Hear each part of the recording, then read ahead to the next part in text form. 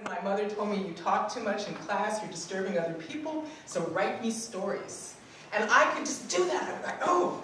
And then I realized that, besides, being a good student then and not disturbing the class by talking to my fellow students who needed to pay attention, I enjoyed telling stories. So I took a sidetrack and tried to do physics and math, which was also fun. But then I came back to writing stories. And I decided I wanted to write a story about my grandparents, who were also great storytellers, but I didn't pay attention to them when I was little, so they passed away before I got their story.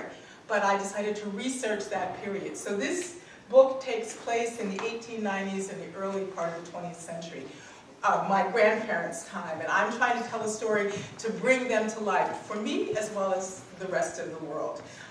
So, Chapter 1, Peach Grove, Georgia, 1898. I can't keep running! Christmas moonbeams snuck through a break in the live oak trees, and redwood Phipps planted her 11-year-old self in the cold, silvery light.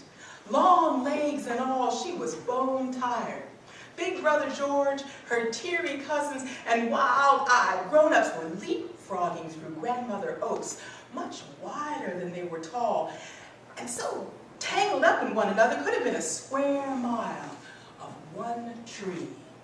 A maze of moss-covered boughs going every which way at once tripped up any fool aiming for speed. Redwood pressed her feet into the muck and felt fat old roots holding down the ground. She leaned against gnarled branches holding back the sky. Warm as an ember in the small of her back, little sister Iris cooed in her sleep and burped sweet baby breath. Redwood turned her face to the stars, shivered, and closed her eyes. The wind picked up. Sharp oak leaves sliced at her arms. She wanted to conjure herself somewhere else and give her poor legs a rest, but she'd just have to drop back into this mad dash to nowhere. And why try for some other where and when, without Mama to catch her if she got lost, without anybody to believe? Redwood sank down on a mossy bough and rubbed an angry calf. All they'd been doing for days was run down dusty roads, through cold swamp mud, over the dead stalks of winter oats. Since a week ago, must be. Mama woke her up in the middle of a sweet singing and dancing dream, and then they raced out into a nightmare. Red flames flared against the black sky. Babies screamed, and pale night riders pumped shotguns at shadows darting through the trees. A posse of white men were going buck mad all over colored peach grove. Whose fault was that? Yellow fever took Daddy to glory this past summer. Otherwise, the family wouldn't have been running at all. That's what George said. Redwood tried not to be mad at Daddy for leaving, or Mama for letting him go. When it was really your time, even a powerful conjure woman like Mama couldn't cheat the boneyard baron from his due. First, it was just them running, Mama with baby Iris on her back, and big brother George holding Redwood's hand. Then, 2 days ago, after the sun sank into mustardy mist, Miss Soupy lurched out of the swamp grass, gray hair rotting all across her head, whiskers on her jaw twitching. Demon posse going wild, and I was high and dry out of harm's way. Why you calling me into the swamp between a hoot and a holler? Redwood snorted as Mama and Miss Soupy hid behind the dome roots of a cypress tree to argue. Posse tracking them wouldn't get nowhere but lost. Mama's hoodoo spells kept them safe. She had secret places nobody could hardly find. Miss Soupy had that cataract eye, wasn't too good at seeing in daylight and got lost in her own front yard. She never wanted to bother with gators or snakes or mosquitoes. Mama must have left a hoodoo trail Miss Soupy could follow with her eyes closed. Had to follow, probably. Didn't she teach Mama conjuring? Why all the fussing and cussing? Darn it, Phipps, you can run through fire and not get burnt. Miss Soupy raised her voice loud enough for Redwood and George to hear. But that won't put it out. Well, what are you asking me to do? Mama shouted too. Stay here and watch. I'm not asking you to do anything. Redwood had never heard Susie sound so shaky. If you're going, go. Otherwise, you're running these little ones ragged. Mama didn't say much after that.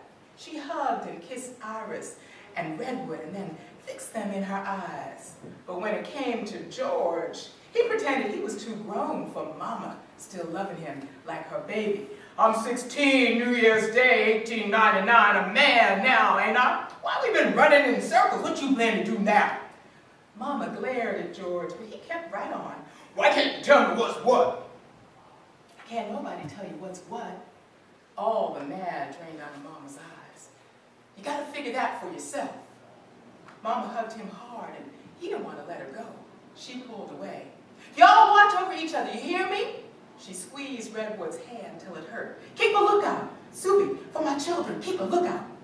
Then Mama took off on her own, mud up to her thighs, titties dripping milk, tears aching in her eyes. We gonna catch your Mama later, Subi said. She got hard business to take care of. Well, I could help, Redwood said. I mean, if she's doing a tricky spell.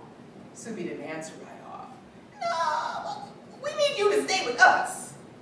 Redwood wanted to run after Mama, but knew better than to make a big fuss. Didn't she have to sing to keep baby Iris from howling? Indeed, Redwood sang till they found Annalisa, who let Iris suck, because ought to be trying to wean your cousin, so drink me dry, gal. 2 days gone by since then. The whole Raggedy family on the run. Uncle Lad, Annalisa, the 5 cousins too. Sniffling, stumbling, and ain't nobody seen another sign of Mama, not Uncle Lad, who could track anything walking, nor Miss Subi on the lookout for a hoodoo trail. Mama's hard business was taking too long. Redwood peered through scraggly oak leaves curling against the chill. At least no more red fires danced across the black face of night. Redwood tasted the air, drawing it slowly across her tongue. Cold ashes, cold soot. Maybe the nightmare was over. Maybe nobody needed to be running in circles no more and she could lie down and catch a good sleep. Maybe Mama would come take them home. What you doing? We gotta keep ahead of those night riders till it's safe to go back. Get up. George pulled her up off the old oak bough. His arms were thick with muscle. He shook Redwood once, twice, and rattled her teeth the 3rd time. Follow me. Should I take Iris? No. Iris wailed if she wasn't sucking on Annalisa or riding Redwood's back. Half an hour ago, despite bumping and jiggling through the woods, she got Iris to sleep singing. Why mess up that? In the moonlight, George found a way through the crisscross of boughs, but Redwood lagged behind. Each step, her foot throbbed and her legs wobbled. Wet, heavy air choked aching lungs, like she was breathing everybody's sweat. Her heart banged against her chest. Take your sister's hand, George, and keep a lookout. Annalisa talked like Mama for a moment. Redwood could have bust out crying. Nobody was really like Mama. George reached out grubby hands and pulled her along. His heart wasn't in it. Redwood stopped again. She wasn't running like them hound dogs who kept going even after their hearts stopped, even after they were dead. You feel something, sugar, the rest of us don't? Miss Subi placed a cool palm on Redwood's hot brow and drew the fever, drew the weary right to her fingers. A sign, all right. Her milky eye twitched. You think you can help us find your Mama now? The whole family stood around Redwood gawking. Well, you know how to track her, George said. Well, you can't find Mama if she don't want to be found. Redwood wondered what trick they were playing on her. You know, grown-ups were always hoarding the truth and lying, even though they said that was sin. She'll find us when she wants to. I'm too tired. Why you gotta be so stubborn? Have your way every time. George just wanted her to do what he wanted. I can't run no more, Redwood pouted. God is communing with the angels, Annalisa said. She's too busy to find us. We gotta find her.